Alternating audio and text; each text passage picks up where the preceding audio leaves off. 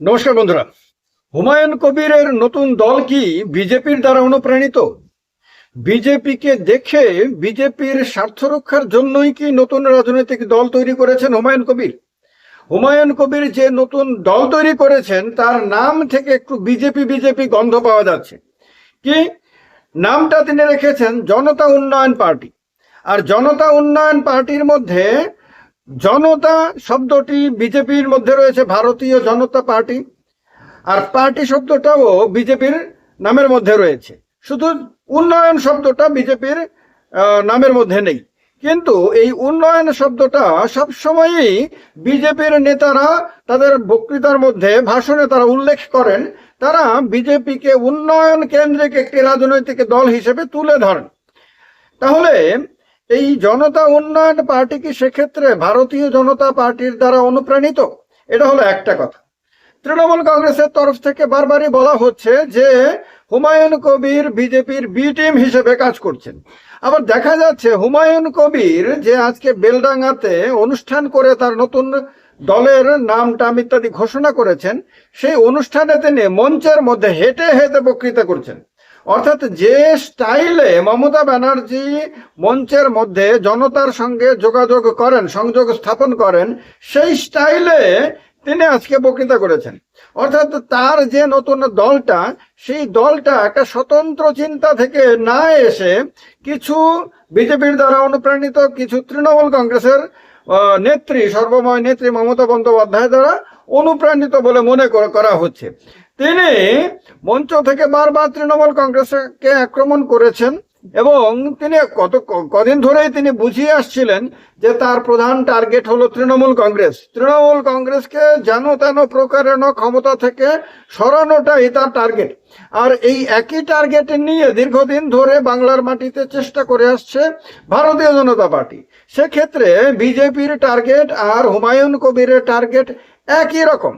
এখন কথা হলো, হুমায়ুন কবিরের আগে প্রায় একই রকম টার্গেট নিয়ে আপনার নওশাদ সিদ্দিকীও চেষ্টা করেছিলেন। তার আইএসএফ নামে যে দলটা গত বিধানসভা নির্বাচনের আগে তৈরি করা হয়েছিল, সেই দলটাও মূলত তৃণমূল কংগ্রেসকে ক্ষমতা থেকে উৎখাত করার আপনার প্রতিজ্ঞা নিয়েই তার অভিযান শুরু করেছিল। সেই অভিযানে তার সঙ্গী হয়েছিল সিপিএম, তার সঙ্গে হয়েছিল কংগ্রেস। এরা সবাই মিলে জোট বেঁধে গত বিধানসভা নির্বাচনে তারা লড়াই করেছিল। তারা অনেক পরিশ্রম করে, অনেক টাকা পয়সা খরচ করে, অনেক দৌড়ঝাঁপ করে, অনেক কিছু করেও তারা কিচ্ছু করতে পারেনি। তারা শেষ পর্যন্ত আপনার বাংলার মাটিতে তাদের যে জমি তৈরি করার অভিযানটা, সেই অভিযানে তারা হতোদ্যম হয়েছিল। এবার নতুন আরেকটা অভিযান হুমায়ুন কবির শুরু করেছেন। তাকে তৃণমূল কংগ্রেস বহিষ্কার করার পরে তিনি ঘন ঘন হুঙ্কার দিতে শুরু করেছেন।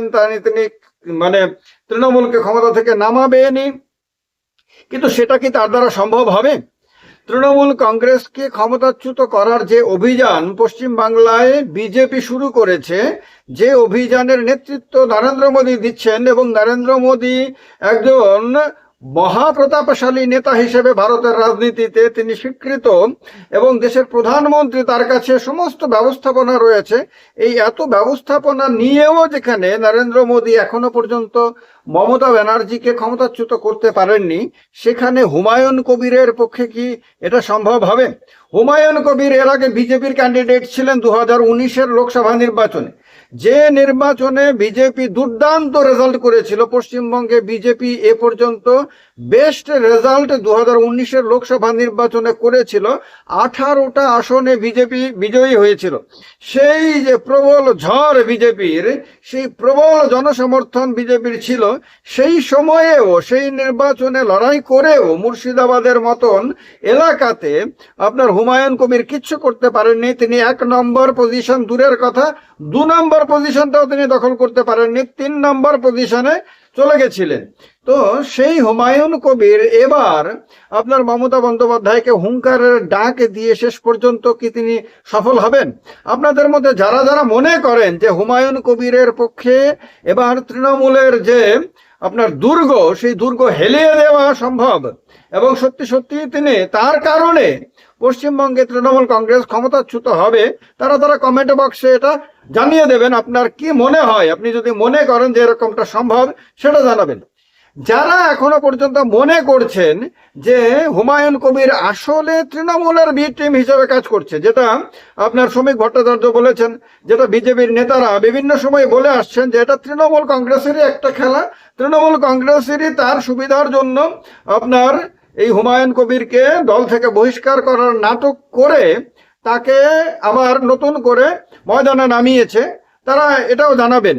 আর যারা মনে করেন যে না, আসলে হুমায়ুন কবির তৃণমূল কংগ্রেসের বি টিম হিসেবে কাজ করছেন না, তিনি বিজেপিরই বি টিম হিসেবে কাজ করছেন এবং বিজেপিকে জেতানোর জন্যই তিনি বিজেপির দ্বারা ফান্ডেড হয়ে বিজেপির থেকে নানান ধরনের সুযোগ সুবিধা নিয়ে তিনি লড়াইটা লড়ছেন, তারা এটাও জানাবেন কমেন্ট বক্সে কমেন্ট করে। এবার কথা হলো যে তিনি বারবার উন্নয়নের কথা বললেও মূলত তার টার্গেট হলো বাংলাতে তার বিকল্প রাজনৈতিক অস্তিত্ব তৈরি করা। এই অস্তিত্বটা, এই বিকল্প অস্তিত্ব কি হুমায়ুন কবির বাংলার মাটিতে তৈরি করতে পারবেন? হুমায়ুন কবির দেখুন স্বতন্ত্র যে না তার চিন্তা ভাবনা, সেটা কেন? তার পতাকার মধ্যে তিনি বলেছেন হলুদ, সবুজ এবং সাদা রং থাকবে। এখন তিনি এরকম ইঙ্গিতে বুঝিয়েছিলেন এটা আমাদের দেশের জাতীয় পতাকার রঙের সঙ্গে আপনার মোটামুটি একটা মিল থাকবে এরকম। এবার হলুদ রং আর গেরুয়া রঙের মধ্যে খুব বেশি ডিফারেন্স নাই।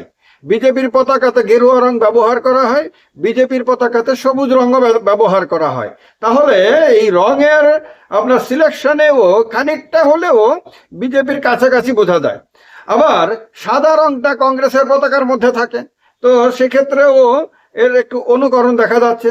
তাছাড়া তিনি আজকে দল বানিয়েছেন, আজকে দলের ইস্তাহার প্রকাশ করেছেন, আজকে দলের ক্যান্ডিডেটের নাম পর্যন্ত প্রকাশ করেছেন। একটা দল যদি সিরিয়াসলি তার দীর্ঘদিনের জন্য অভিযান হিসেবে যদি তৈরি হয়, তাহলে সেই দলটা ধাপে ধাপে এই কাজগুলো করবে। আজকে সবকিছু করে ফেলার একটা প্রবণতা, তার মানে হলো যে তার উদ্দেশ্য দলকে নিয়ে দীর্ঘ পথ চলা না, অল্প সময়ের একটা রাজনৈতিক উদ্দেশ্য চরিতার্থ করার জন্য দলটা তৈরি করা।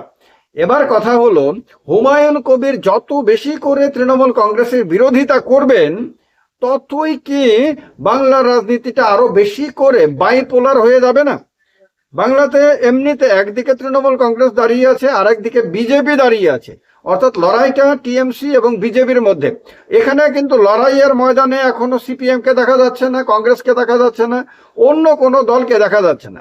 আর লড়াই যখন বাইপোলার হয়, যখন দুদিকে দুটো বড় শক্তি যখন দাঁড়িয়ে থাকে, তখন ছোট ছোট দলগুলোর এদের কাউকে সাহায্য করা অথবা কারোর সামান্য ভোট কাটা ছাড়া আর তেমন কিছু করার থাকে না। যার কারণেই নওশাদ সিদ্দিকীর আপনার পরীক্ষাটা গত বিধানসভা নির্বাচনে ব্যর্থ হয়েছে। এবারেও হুমায়ুন কবিরের যে পরীক্ষাটা, সেটাও তেমন কোনো সাফল্য অর্জন করবে বলে মনে হচ্ছে না। তবে হ্যাঁ, এটা ঠিক যে মিডিয়া অ্যাটেনশন পাচ্ছে, কারণ মিডিয়া অ্যাটেনশনটা এই মুহূর্তে বাংলা রাজনীতিতে হুমায়ুন কবিরকে দেয়াটা বিজেপির জন্য জরুরি। বিজেপির জন্য এটা জরুরি যে মমতা ব্যানার্জির বিরুদ্ধে আপনার কথা বলে এমন নেতাদের হাইলাইট দেয়া। তৃণমূল কংগ্রেস যে বাংলাতে একটা বাজে সরকার চালাচ্ছে, জনবিরোধী সরকার চালাচ্ছে, এই কথাটা শুধু বিজেপির মুখে নেতাদের মুখ দিয়ে বললেই হবে না।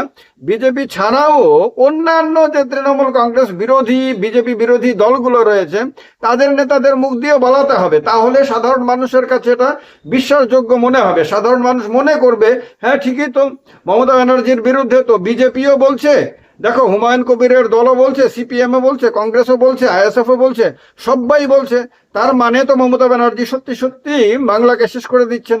এই বিশ্বাসযোগ্যতা তৈরি করার জন্য আপনার হুমায়ুন কবিরকে এখন বেশি করে হাইলাইট দেয়া বিজেপির জন্য দরকার। আর এই কারণেই প্রশ্নগুলো বারবার উঠে আসছে যে হুমায়ুন কবির কি নতুন দলটা তৈরি করেছেন বিজেপিকে সুবিধা পাইয়ে দেওয়ার জন্য?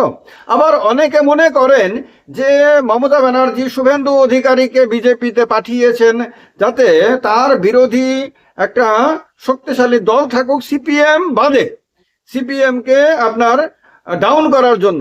অনেকে মনে করেন যে মুকুল রায়কেও মমতা ব্যানার্জি বিজেপিতে পাঠিয়েছিলেন। অনেকে মনে করেন যে বিজেপিতে যে তৃণমূল কংগ্রেস থেকে নেতারা এসেছেন তাদের অনেকেই মমতা ব্যানার্জি প্ল্যান করে পাঠিয়েছেন। এরকম নানান ধরনের প্ল্যান করে মমতা ব্যানার্জি পশ্চিমবঙ্গে তার যে শাসন ক্ষমতাটা রয়েছে সেটাকে তিনি টিকিয়ে রেখেছেন। এই রকম কোনো একটা প্ল্যানের আন্ডারেই কি তিনি গতবার নওশাদ সিদ্দিকীকে আলাদা রাজনৈতিক দল বানানোর জন্য উৎসাহিত করেছিলেন গোপনে? তিনি কি এবারেও হুমায়ুন কবিরকে আলাদা দল বানিয়ে বিজেপিকে কি তিনি ধোঁকা দিতে চাইছেন?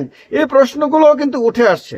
ফলে আজকে যে নতুন রাজনৈতিক দলটা তৈরি হয়েছে সেই দলটা তৈরিকে কেন্দ্র করে যারা খুব উৎসাহিত তাদের এটা মনে রাখা দরকার, ভারতবর্ষে এত বড় দেশ, 142-43 কোটি মানুষের দেশে মাত্র 6টা জাতীয় রাজনৈতিক দল আছে এখনো পর্যন্ত এই মুহূর্তে। তাছাড়া 67টা রাজ্য স্তরের মানে আঞ্চলিক দল বলি আমরা যেগুলোকে স্বীকৃত, সেই দলগুলো মাত্র 67টা রয়েছে। আর প্রায় 3000-এর কাছাকাছি মানে অস্বীকৃত রাজনৈতিক দল রয়েছে যেগুলোর নাম পর্যন্ত এই দেশের মানুষ জানে না। সেই রকমই কোনো একটা দল কি এই হুমায়ুন কবিরের জনতা উন্নয়ন পার্টি হতে যাচ্ছে? আইএসএফ এর যে পরিণতি হয়েছিল সেই একই ধরনের পরিণতি কি হুমায়ুন কবিরের জনতা উন্নয়ন পার্টির হবে? আপনাদের যা মনে হয় সেটা জানানোর জন্য কমেন্ট বক্সটা রয়েছে, সেখানে জানাবেন। স্বাধীনভাবে আপনারা আপনাদের মতামত দেবেন। আর যদি মনে করেন যে না, সবার যা যা ধারণা আছে সমস্ত ধারণাকে ধূলিসাৎ করে দিয়ে হুমায়ুন কবির এবার অসাধারণ রেজাল্ট করে আগামী সরকার গঠনে নির্ণায়ক ভূমিকা পালন করবেন, জানাবেন সেটাও কমেন্ট বক্সে। জয় হিন্দ, বন্দে মাতরম।